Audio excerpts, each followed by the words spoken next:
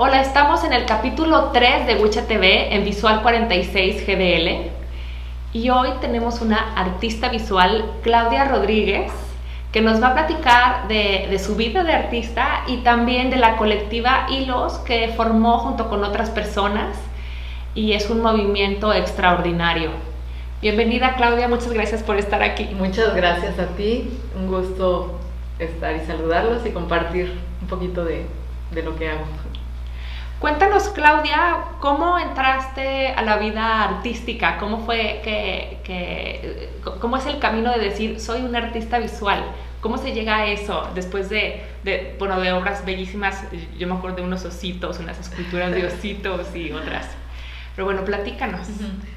La verdad es que siempre me gustó hacer cosas con las manos, entonces, bueno, pues lo primero que empecé fue tallando madera. Y bueno, pues me gustaba mucho, pero sin saber realmente que eso se llamaba escultura, ni que había herramientas en particular para eso.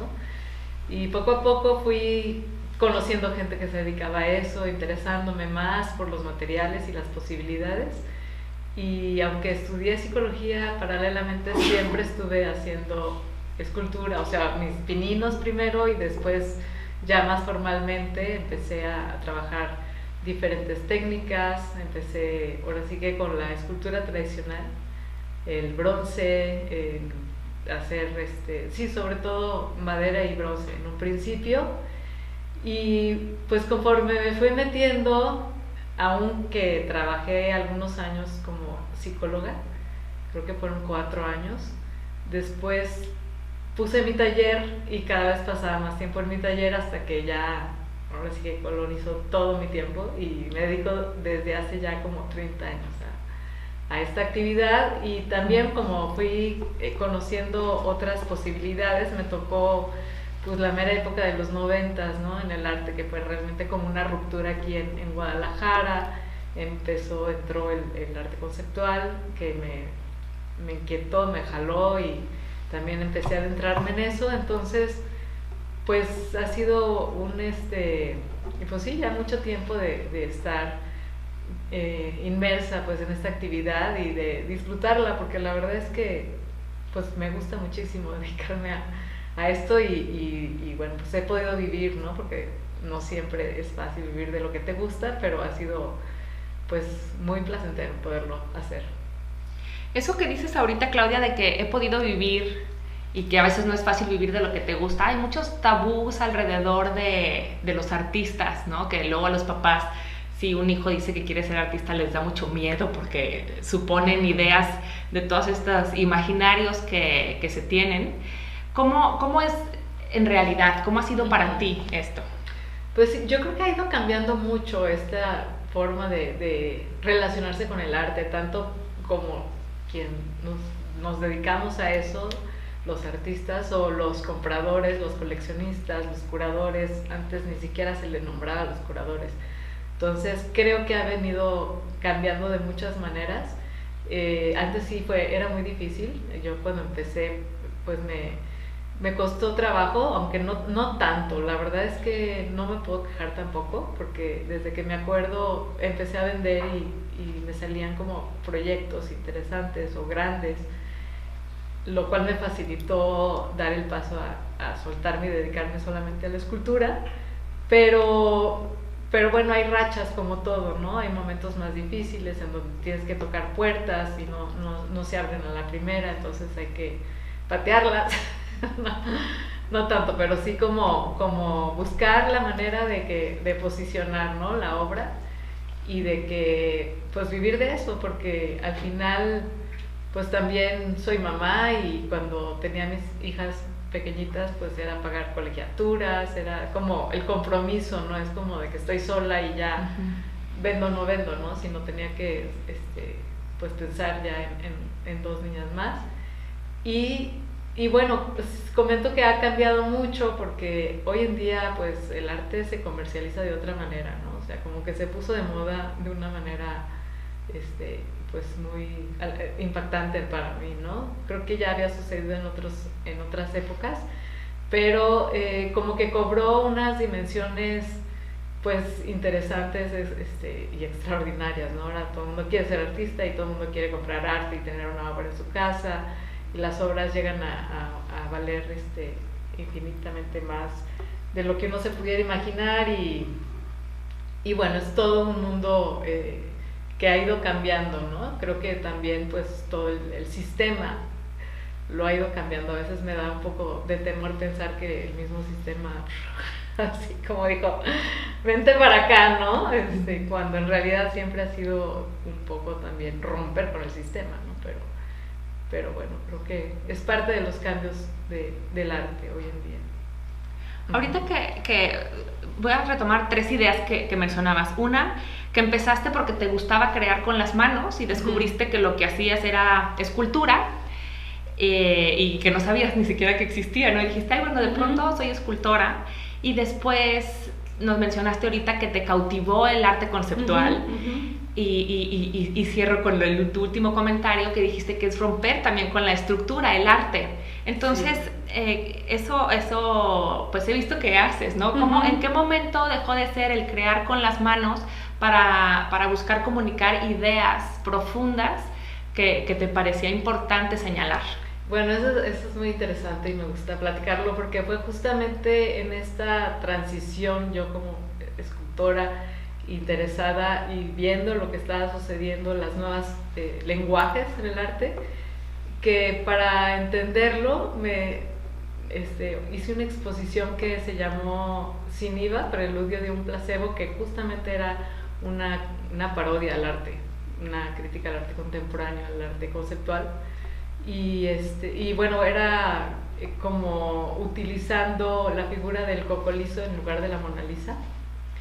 Y bueno, pues era un cocolizo de bronce con pues lo que le ponen para que una tripa ahí un lazo para que nadie se acerque. Entonces también tenía algunas imágenes de que se prohibía tomar fotos, se prohibía rezarle, se prohibía acercarse, todo se prohibía. Ahí estaba la figura del cocolizo, y luego el estadio que siguiente, porque eran como varios espacios, era la reproducción en serie del cocolizo, ¿no? Entonces había un montón de cocolizos de barro, de cera, de yeso. Y luego el siguiente estadio era la comercialización. Entonces había camisetas del cocolizo, plumas de cocolizo, llaveros de cocolizo, todo de cocolizo, ¿no? Era un poquito hablar como de los diferentes estadios de una obra de arte. También había una cama hecha de periódicos. Entonces la cama tenía diferentes valores. Uno era como cama para acostarse, otro era como periódico, porque está hecha de periódicos, entonces se vendía por kilo, y otra era como obra artística, que costaba muy caro. Entonces era un poco como este cuestionamiento, ¿no? Es una exposición que se presentó en el Ex Convento del Carmen y después estuvo en Cuba.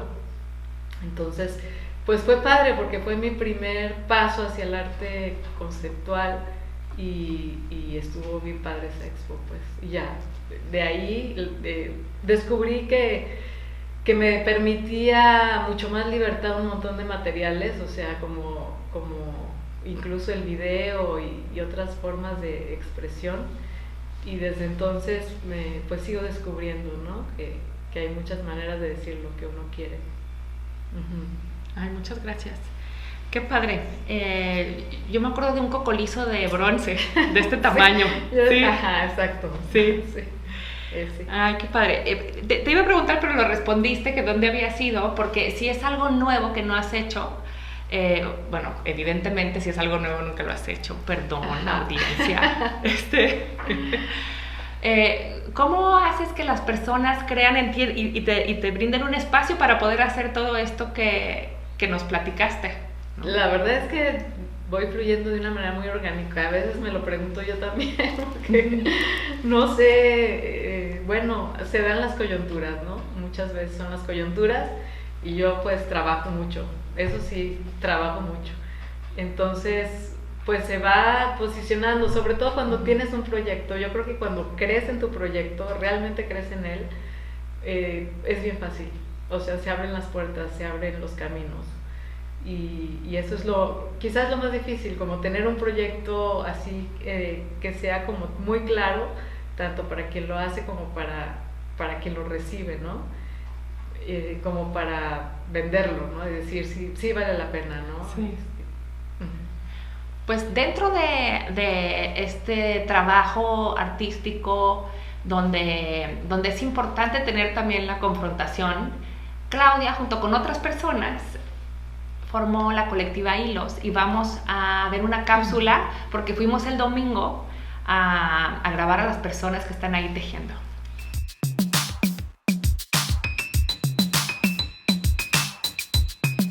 Hoy estamos a unos minutos de la glorieta de las y los desaparecidos, un espacio donde se encuentran los rostros y los nombres de las personas que hoy nos faltan. Aquí, en el Parque Rojo, las personas se encuentran para ser parte de diversas actividades. Una de las dinámicas que ocupa este espacio es justamente Sangre de mi Sangre, una acción artística participativa convocada desde el 2019 por la colectiva Hilos. Esta consiste en la elaboración de un tejido color rojo de gran escala, como manifestación y metáfora del derramamiento de sangre a causa de los feminicidios y las desapariciones. Además, este tejido es un simbolismo con el mensaje de recuperar al mismo tiempo el tejido social ante estos hechos de violencia. Estamos con Isabel, ella es parte de la colectiva Hilos desde el principio, y preguntarte qué fue lo que te motivó para ser parte de este movimiento. Pues dos cosas, el interés por el tejido, por el arte textil, y también por trabajar un arte colaborativo, participativo y muy enfocado con perspectiva de género, digamos, ¿no? A cuestiones de mujeres, a sensibilizar a la sociedad sobre la ausencia de la mujer en el mundo del arte, sobre todo cuando la mujer tiene que ocupar espacios como las creadoras, las gestoras de museos, directoras, que ahí es donde se nota la ausencia, ¿no? En los puestos donde se toman las decisiones. Y sobre el tema de las desapariciones en el Estado, ¿qué crees que nos falta hacer? Nos falta muchísimo. Nos falta, uno, sensibilizar a la sociedad, que todo el mundo lo tome como algo propio, porque parece que es lo que le pasa a los demás y le puede pasar a cualquiera en cualquier momento. Nos falta también ser empáticos con las familias que están viviendo esta situación tan espantosa, y nos falta por parte de las instituciones y de los gobernantes el ser más efectivos, ¿no? El que no haya impunidad, el que apoyen a las familias en las búsquedas, el que no haya madres buscadoras asesinadas, como está viendo últimamente. Entonces es un problema social tan grande, que a mí me sorprende que todos estemos en nuestra vida cotidiana como si nada pasara, ¿no? Me gustaría saber, Berta, ¿qué es lo que te motiva a estar aquí? Pues me gusta colaborar sobre todo con la parte de mujeres, que ahorita estamos viviendo esta situación de violencia, y justamente le preguntaba a una compañera si era necesario, o más bien, si esta situación de la violencia siempre ha sido, o sea, siempre ha sucedido y que ahora ha sido más visible, o realmente antes sucedía y no la veíamos. Entonces esta es como una manera de que se haga visible esa violencia que en la actual. Pues me motiva la esperanza de que la gente nos escuche, de que nuestro gobierno nos escuche, de que levantemos la voz. Es una manera de levantar la voz en contra de tanta violencia, de los desaparecidos.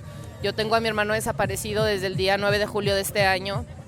Pues como familia no perdemos la esperanza de encontrarlo y encontrarlo con bien.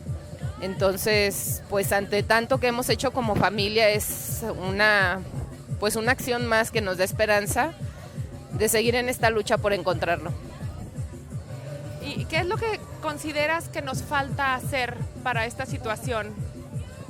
Pues como ciudadanía yo creo que tener un poco más de empatía, solidarizarnos con la gente que está sufriendo este tipo de violencia, que aunque pues tristemente nuestro gobierno quiera ocultar y hacer como que no pasa nada, yo creo que si todos volteamos a ver la realidad, nos daremos cuenta de todo lo que pasa a nuestro alrededor. Digo, hoy me tocó a mí, mi hermano, un integrante de mi familia, pero el día de mañana pues no me gustaría que nadie más viviera lo que mi familia está viviendo, la verdad.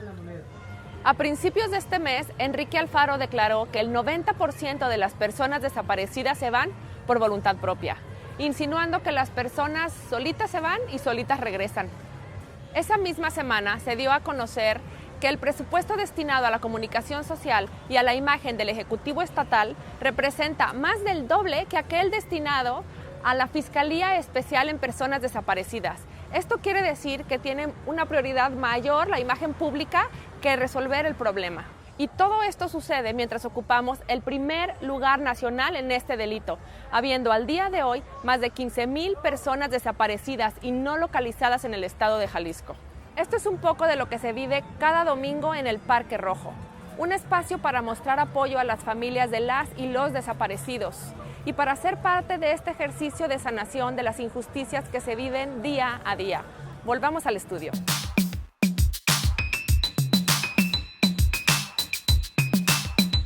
Bueno, pudieron ver un poquito lo que se vive todos los domingos en el Parque Rojo o Parque Revolución. Fue una experiencia súper bonita estar ahí, me encantó conocer a las tejedoras, a los tejedores, a muchas personas que son parte de la colectiva desde el inicio y otros que se han sumado en el camino. Cuéntanos, Claudia, ¿cómo surge esta idea? Bueno, del trayecto y de las cosas que he hecho, como proyectos que he hecho, este proyecto tiene que ver con uno anterior, que también fue en 2012-2015, que fue también un tejido colectivo, solamente que ese tejido era para hablar de la contaminación del río Santiago, ¿no? Entonces, la idea era también visibilizar este tema. Sigue siendo un problema ese río desde entonces, y la gente se sigue muriendo de cáncer y de problemas renales, etcétera. Entonces, la idea, por varias coyunturas también que sucedieron, de tejer colectivamente y hacer una especie como de metáfora del río de color blanco, se usó también rapia. Fue muy, muy padre, pues es un proyecto que sigue todavía. Todo el año pasado estuvo en Inglaterra itinerando y se presentó este año en Los Ángeles. Eso fue en 2012-2015. Los proveedores de este material que no pudieron apoyarnos con la donación, pasaron algunos años y un día me dijeron que querían enseñarme un material que tenían. Entonces me enseñaron unos hilos de yute de Bangladesh increíbles, eran como una cajita con 8 kilos. Y bueno, me dijeron que si los quería para mi arte, porque yo había estado comprándoles gran cantidad de ese material para lo del río. Entonces, al ver esos, ese hilo tan bonito, le dije que sí, ¿no? Y agarré mi cajita y dije, pues muchas gracias. Pero resulta que me dijo, pues es que es un contenedor, ¿lo quieres? Y la verdad es que sí. O sea, pues, ¿con cuántos? sí. ¿Con cuántos kilos? No, pues cajas y cajas y cajas, o sea, era muchísimo. Le dije, ajá, yo tenía ya 3 años que había terminado con el proyecto de ir a tejer al Salto y a Guanacatlán y así, estaba un poco ya cansada del proyecto tan grande y le dije, sí los quiero, solo dame chance para ver dónde los voy a guardar y qué voy a hacer con ellos, ¿no?